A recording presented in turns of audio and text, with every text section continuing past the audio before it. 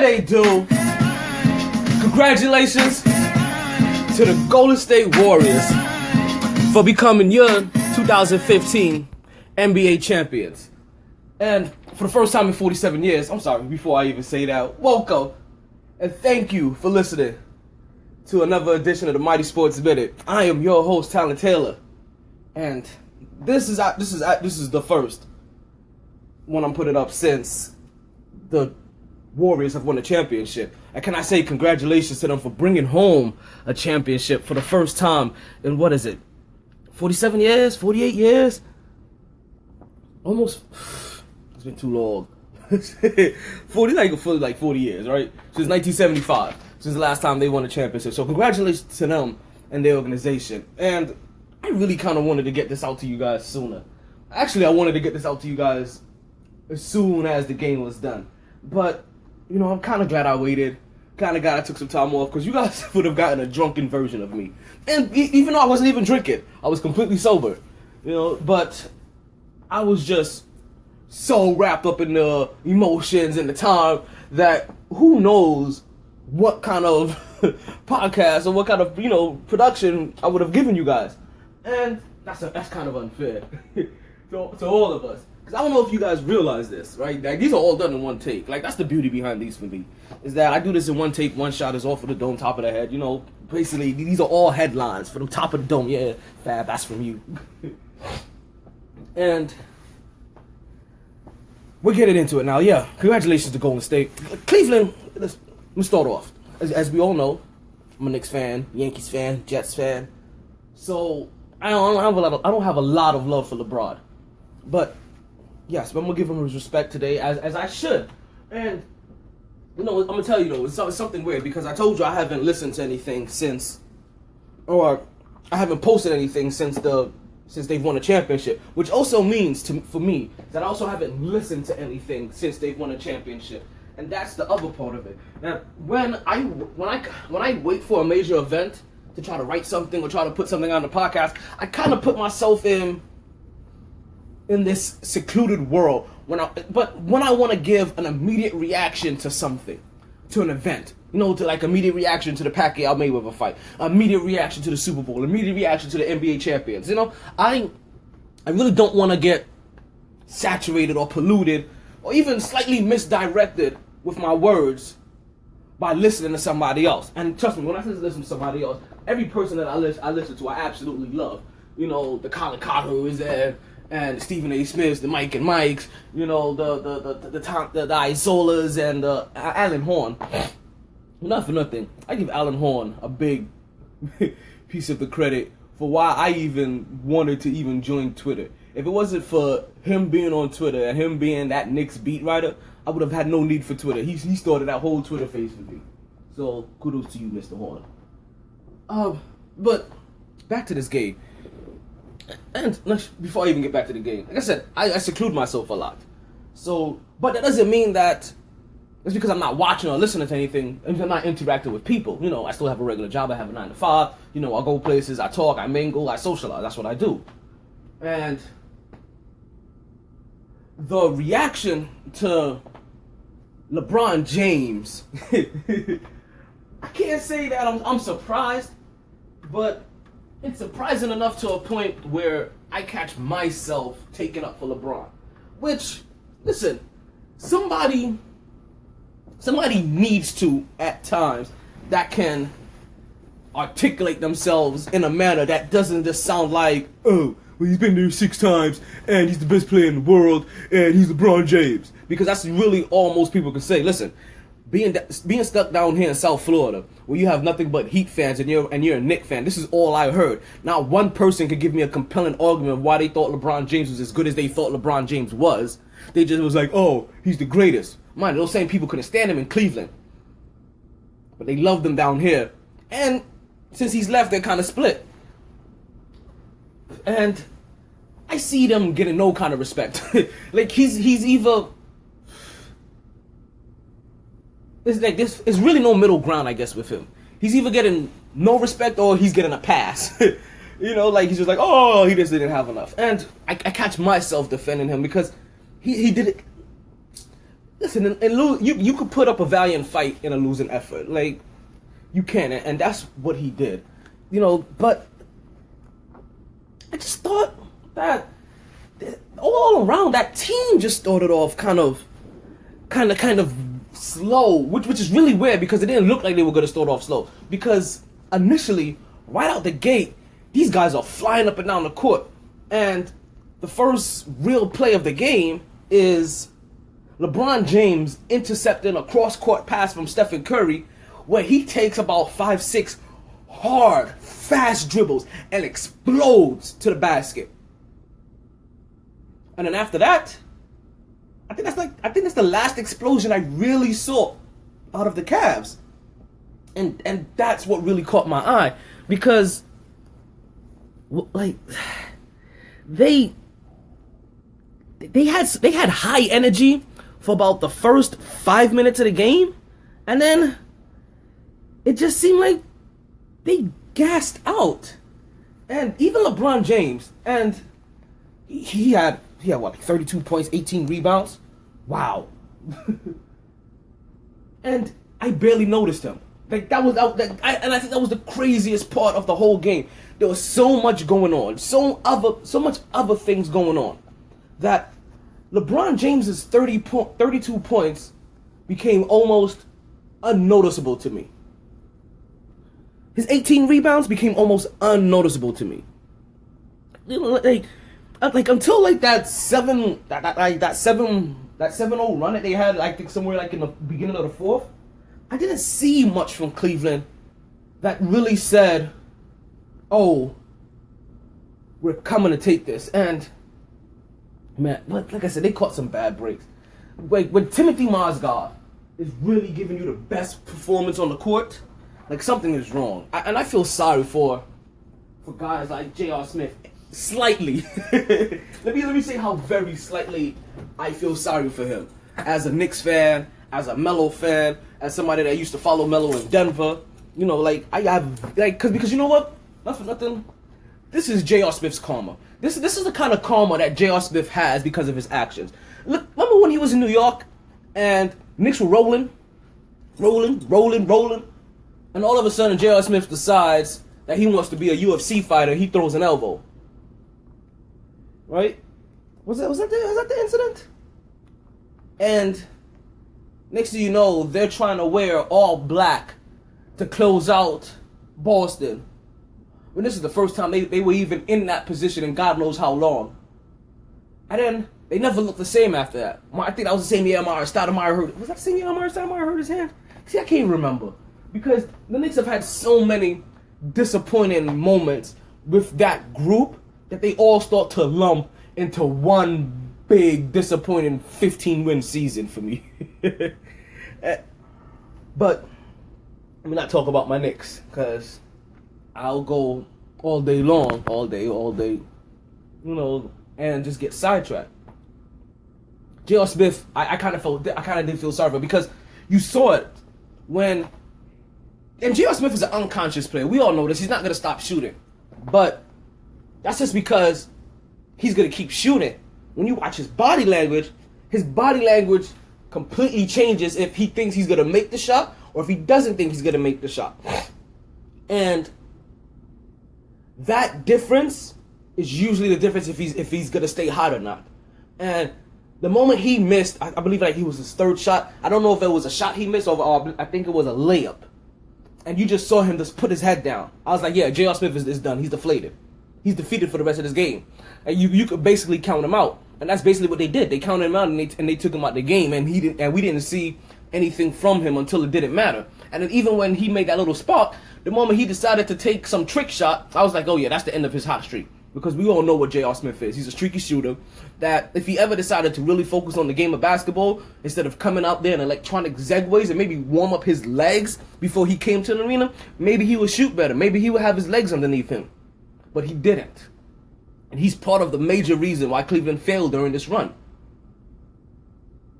Because you know what?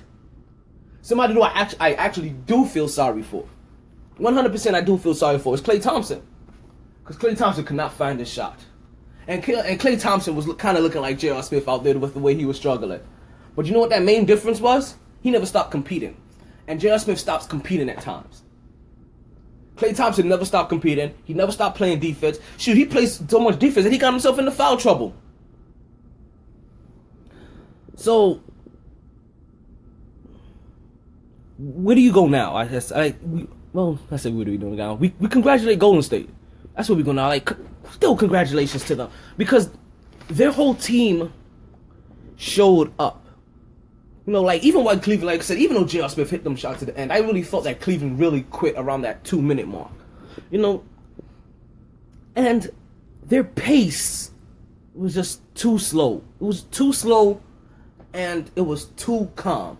And like I said, it just seemed like they gassed out after that 5 minutes. And when it seemed like they gassed out and they kept on trying to turn up the pace, it seemed like whatever pace that they were trying to turn it up to, Golden State was just at. Like, Golden State never had to really turn up the pace. And when they did, it extended their lead to 15 points. It extended their lead to 8 points. They just had a more energetic pace. They were just playing a more aggressive style of basketball. And people came in and gave you great bursts of energy. Like Festus, Zealy, however you say his name, Big Easy. He came out there and he gave you, what was it, like 10 points, 4 rebounds, something like that? 5 rebounds, 4? I don't have a stat guy here. It's funny, he should see me. I'm looking over to the side like I'm expecting somebody to give me some numbers like, it's 4. I think it's 4 though.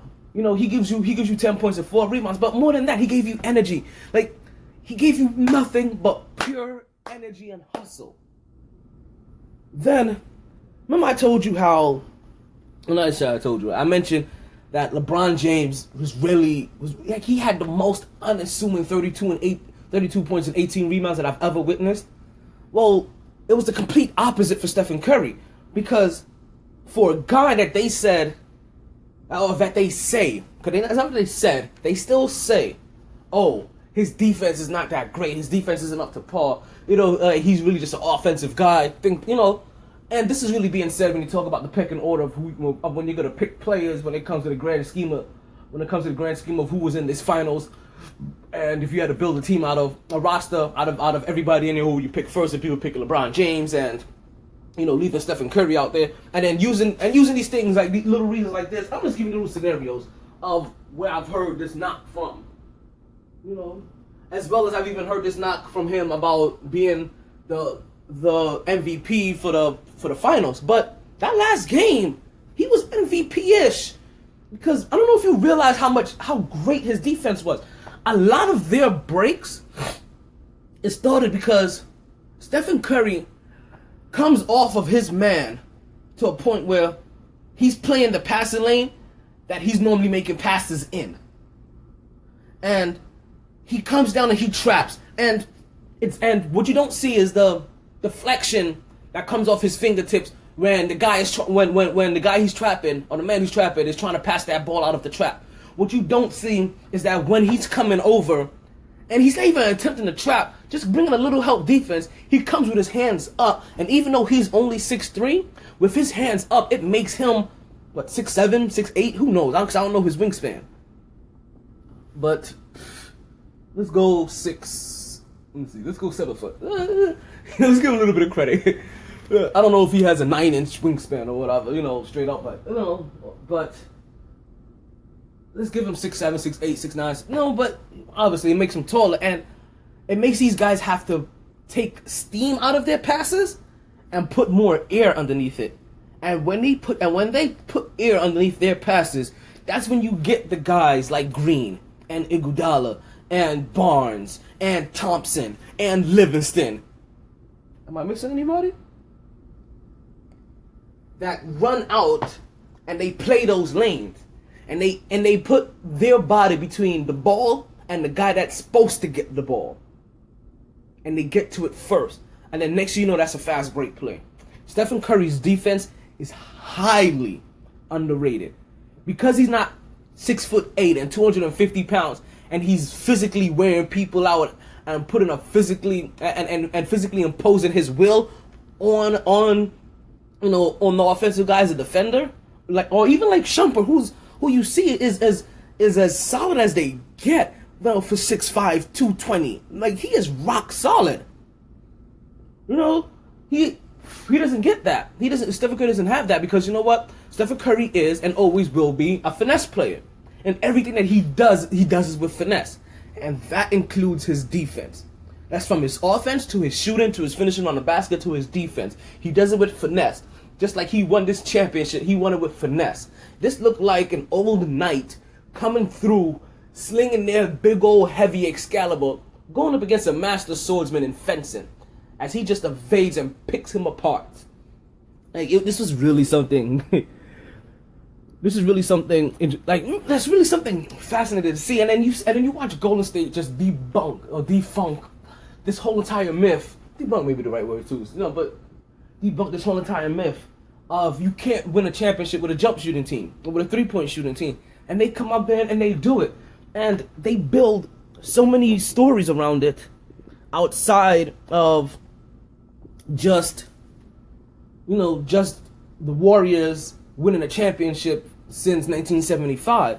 Like, this controlled aggression style of D'Antoni mixed with Greg Popovich mixed with who else am I missing over here? Popovich,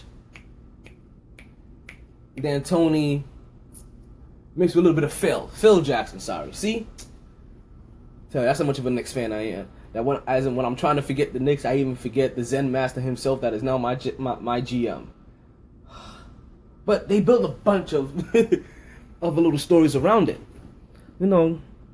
Stephen Curry gets his first championship. Same year that he wins the MVP for the first time. For somebody that they talk about not doing much, he put up 25 points, 8 assists, and 6 rebounds. And showcased his daughter in one of the most cutest ways possible. But, like, kudos to him. Like, kudos and congratulations to him. Like, this kid from Davidson that I'm going to keep mentioning it until you guys go back and watch him be triple teaming Davidson. Like, that's the only way you could have stopped this guy from scoring, was to be triple teamed. You saw him come from that to Davidson, like a school that nobody even knew of. Like, I'm sorry, I didn't know about Davidson. Or at least I didn't care about Davidson until he got there. And that's the only reason I even wonder about where Davidson is at now, is because of what he did when he was there with them. To the kid with the broken ankles, to now the kid that's breaking ankles, the golden child, the babyface assassin, beating the chosen one. Then, like, you get Green. Green, that all you hear about from Green is how he works. And more important, like, and for Mark Jackson, more importantly, because that's really the only person that I guess is in the media head, or predominantly in the media, that you can hear that has a voice that knows about Green's work ethic, that has had Green, enough or long enough that they can give you an honest assessment of what they've done on a consistent basis when we're watching them play. And to hear what Mark Jackson says about him, how this guy works, how he's continued to work, continue to get better. Listen, I tell people, I'm a veteran, I'm a veteran my damn self. I used to be in the Army, and definitely, like, I understand. I always like to think I understand athletes, just simply because I understand what it takes to put your body through a rigor on a consistent basis, and to be held to a standard, and to be scrutinized by every single eye on you. So, to say that, and on top of it, I have bad limbs too. Like, I'm a disabled veteran at that. So when I hear that Green was having like that, he felt like it was taking a toll on his lower extremities. I believe that's what he said, like either his legs or his back, hips, something like that. And so he got himself in better shape, changed his diet, and lost some weight. Like, I take kudos on him, because that's being a professional. That's doing what a professional should do, and making yourself better so that your team can be better, so that all of you guys can succeed. Green put up a triple-double last night. He had another stat line that, and I can't really say that it kind of went below the waistline, because it did, because a lot of his passes were hockey assists. And you were noticing more of what Stephen Curry was doing on the front end of it than you noticed what Green was doing in the middle end of it. Because you even noticed what was happening at the tail end of it, because that was shots being made. You know? But I noticed Green, for once again, his energy, his defense.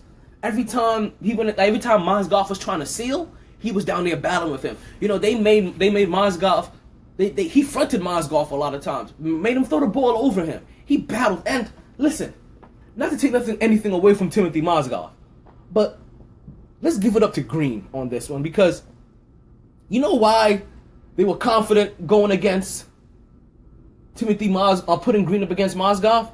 Because he just finished playing Marc Gasol. Yes.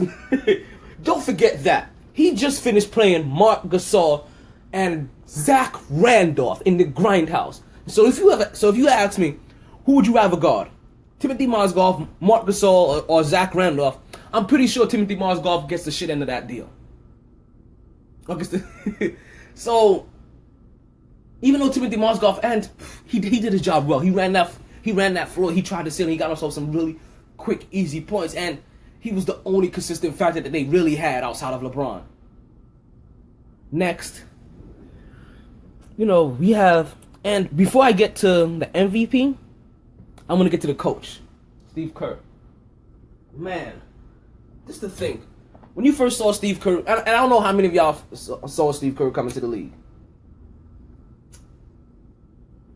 When you first saw Steve Kerr come into the league, did you think he would have 6 rings? Now, granted, when he came into the league, he came to the Bulls. So maybe you kind of thought that he was going to be the benefactor of a couple of rings, but he was key members of every single ring. Well, I can't remember his role in the final, but no. Even in San Antonio, key roles came through and hit some clutch shots when it mattered. Yep. Key roles in every single ring he's had. Surprisingly, has had key roles in every single ring he's had. As a player, now as a coach. And to think about what he's done. First, like, him as a coach, rookie coach, does something that only Pat Riley has done. Right? But in his way of, right, breaking one of Pat Riley's records, right? He also does it in a state that Pat Riley did it in, against a player that Pat Riley courted.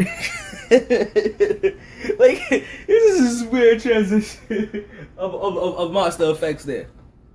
So, kudos to Kerr and what he's done, because, yeah, he's done a great job, and you see it. Because Golden State really did, and not for nothing, once again, as a Knicks fan, you know, like, certain people always affect you. You remember certain people for certain reasons. But you remember them more when you were a fan of them before they came to your team. Like D'Antoni. Or D'Antoni.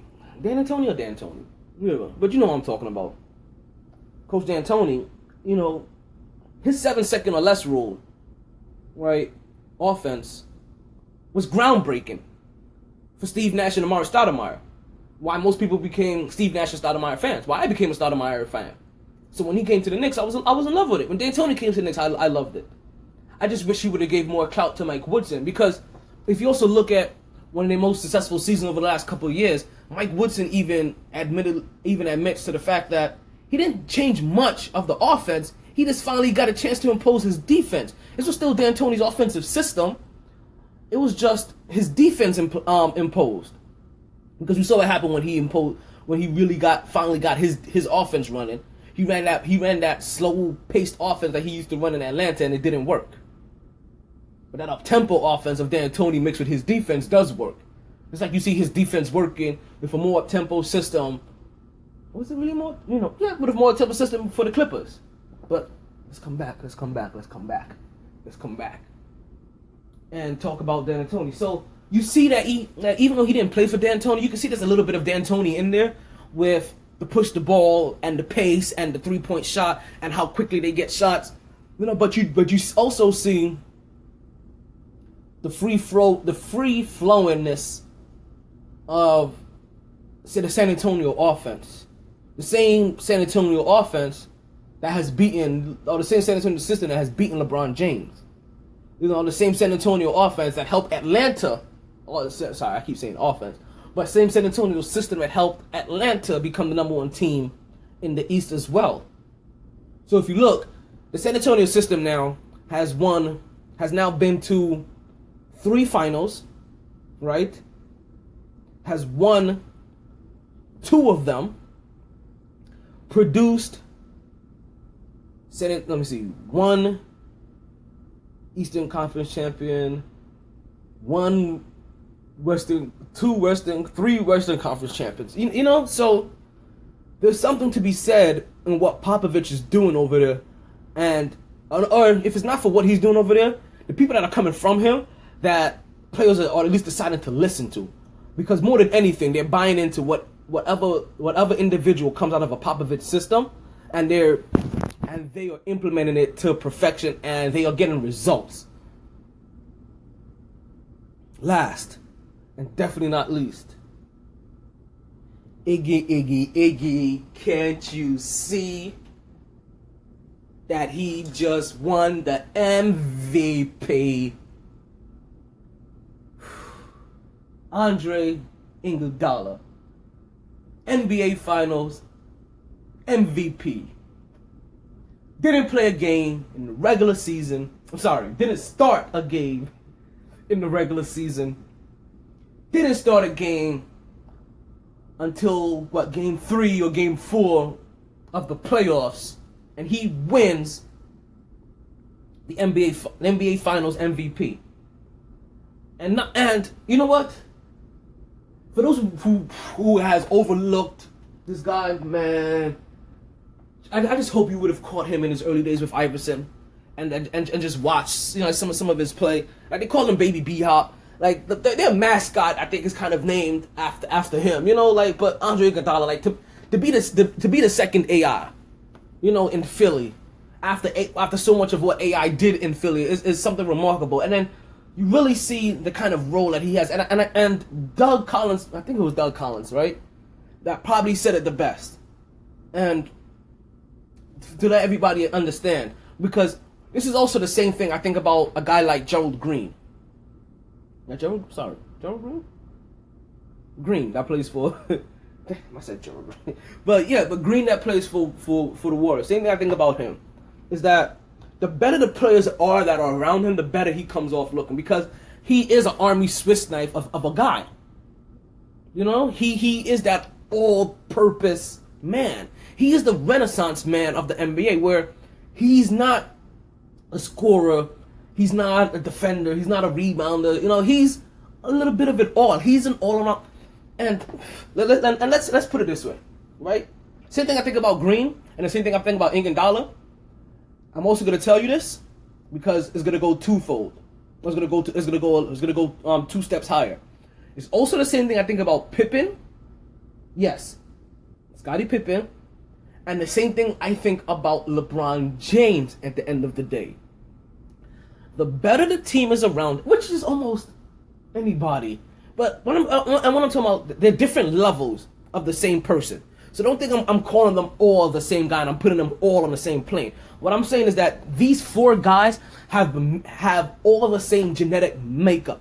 They just do it on completely 4 different levels. Green, Iguodala, Pippen, James. They all kind of do the same thing. They are scorers when they need to be, because they also are physically imposing for their size. Like, whatever you want to call Green. Green is still anywhere between 6'6" and 6'8" and 240 pounds. And he learned, even from this series, a little bit on how to take the ball to the hole a little bit more aggressively. How to adjust his game in between and do a floater, because you wasn't just going to dunk over these guys. He learned a little bit of that about himself. But Andre Iguodala already knew it. It's the reason why you even saw him on some of his fouls from James. Jesus. But from James, from Golden State, I believe it was like game 4, game 5, you see him You see him fouling Iguodala, and they had to review it, where he wrapped him around the arms, and you see him.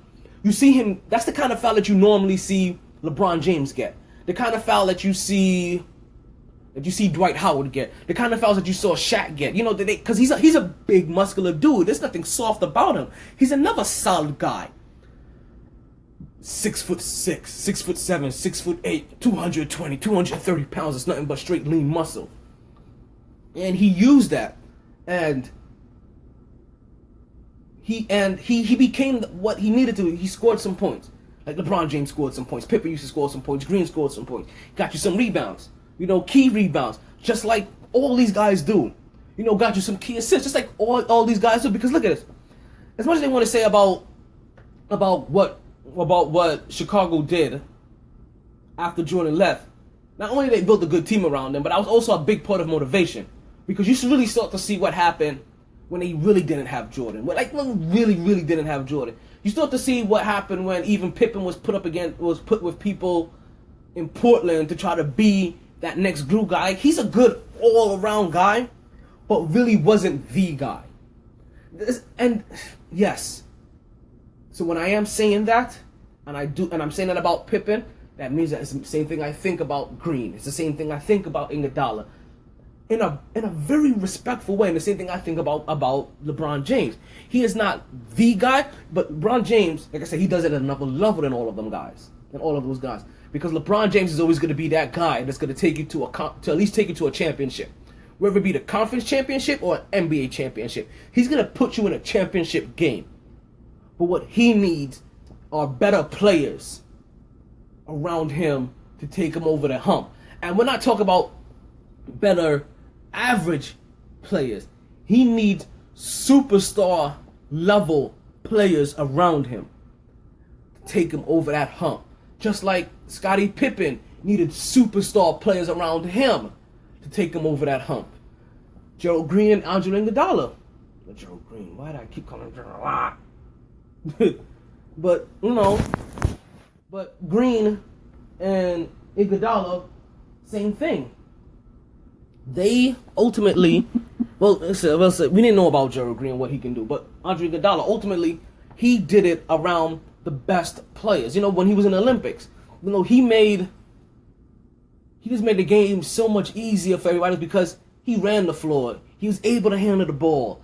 You know, he does everything. Like LeBron James does a little bit of everything. LeBron James just does more of everything than Iguodala does, especially more in the scoring range. Like, if Andre Iguodala played up to his potential, he probably could be a LeBron James, but he doesn't. Like I also think, like, if LeBron James played up to his potential, he could be an Oscar Robertson, but he doesn't. You know, it's really weird of how I judge some of these people. But man, congratulations again to the Golden State Warriors for winning another championship, their first one in 40 years. Congratulations to them, to the Warriors, the city, Steve Kerr, Stephen Curry, Andre Iguodala, all of their role players. You know, Sean Livingston, you know, for coming back from a broken leg. You know, Festus Ezeli. You know, a lot of those guys. And, you know, Andrew Bogut from the injuries that he's had. You know, Klay Thompson for completely struggling, but we're still competing. Congratulations and kudos to the Warriors. Like, I'm looking forward to watching that celebration. And as I start getting close on time, because as I always mention, if I'm doing this in the morning, I still got a regular 9 to 5 I have to go to. With that said, before I leave here, I mentioned to you guys that yes, I am a Knicks fan, I am a Yankees fan, I am a Jets fan. And pretty soon I am going to be doing a podcast that's going to be breaking down the current free agents that I see. You know, restricted, unrestricted free agents, just those guys, and who I think are going to be a good fit for the Knicks. And just to let you know, I've already done a good portion of the research. This free agency class doesn't even look that great for us because, you know what? I'm going to let you leave that. I'm going to let you listen to that one. Because I didn't bring up me being a Knicks, Yankees, and Jets fan to talk about the Knicks. I didn't even bring it up to talk about the Jets and how I think that Tom Brady is not, and the New England Patriots are not going to win their division this year. No. We're not going to talk about that. that's also coming in another podcast. What I am going to briefly talk about is that A-Rod is 3 hits shy of 3,000 hits for his career. And I can give 2 shits. Yes, and I'm going to let you know, this is a podcast, so I do have a little verbal freedom. I'm not tied to any kind of SEC rules or, any kind of, not being able to use profanity. So I'm going to say this as many times as I can because I'm also not going to use a lot of profane words. But in this case, I don't give 2 shits, I don't give 2 shits, I don't give 2 shits, I don't give 2 shits, I don't give 2 shits. And I'm going to tell you that this is weird how I feel about this because I always wondered if I ever had a player on my team that I didn't like that was successful, how I would react. And I always told myself that I can always root for my team's success and at the same time individually separate my hatred or dislike for that individual player while he brings my team success. And now I'm being tested on that. And that was brought to, and that kind of thinking was brought to me the very first time that LeBron James was a free agent. And New York was salivating all over his jockstrap to come to New York. And I was telling people then that if we get him, I still won't be a fan. If he brings my team success, I will root for my team's success. But I really wouldn't care what he does. He would just be some regular old Joe to me. I wouldn't highlight him. I wouldn't congratulate him. I wouldn't praise him. That's exactly how I feel about Alex Rodriguez right now. Like, I am so completely done with Alex Rodriguez. And I don't care if all of a sudden he hits another 3,000 hits this season alone. I wouldn't care. I don't care if he wins us a championship on his bat alone. I wouldn't care about Alex Rodriguez. Because he is as close to being as dead to me in a sports world figure as anybody that can be. I don't want him, don't like him, don't want to hear about him, don't care what he does for my Yankees. My Yankees are in first place, and he is 3,000 hits away from them. And I guess that gets tied in the summer. But you know what? Yankees, you continue to hold out. You don't pay this man any kind of bonuses because you know what? Who knows what kind of things he's taking that he's masking? Because apparently everybody is using something somewhere in some league. Not steroids. Marijuana. Other drugs that come out your system within a 24 to 72 hour time period. It's just that nobody else is getting caught. So not only is he getting caught, he's also stupid enough to continually get caught. And to continuously do it after he's gotten caught and still get caught after he's gotten caught from doing it because he's getting caught. No love for him. No, none at all. No love for him. No respect for him. Like, I can't bring myself to spit on anybody because that's just completely disrespectful. And if anybody ever spit on me, I don't care who you were. Like, you probably would lose your life.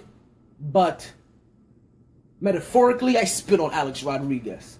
I can never literally do it, but in all of a sense, I spit on him. Like, nobody cares what you do. Like, maybe I may care 10 years down the road if it shows that since then, and he continues this, this. Actually, I wouldn't even care then. I'm gonna care? I'm gonna care when he's dead. And he's lived and from this point on, he's lived a nice, healthy, clean life. And he's been regretful, and he's been humble, he's been remorseful, all the way until he dies. I want to hear these kind of words from him. I don't ever want to hear a slip up from him. Then I'd be like, you know what? I appreciate what you did for my team in 2015. While you're dead in 2045. Yeah. But that's that. And thank you guys once again for listening to another edition of the Mighty Sports Minute. Man, these things are starting to get very long. And I don't even know if I'm going to continue to call these things a Mighty Sports Minute, but I like it like that because sometimes I want to do a quick show. And as I told you before, these are all done in one take. So sometimes they take 30 minutes and I'm at home and I can do it from here.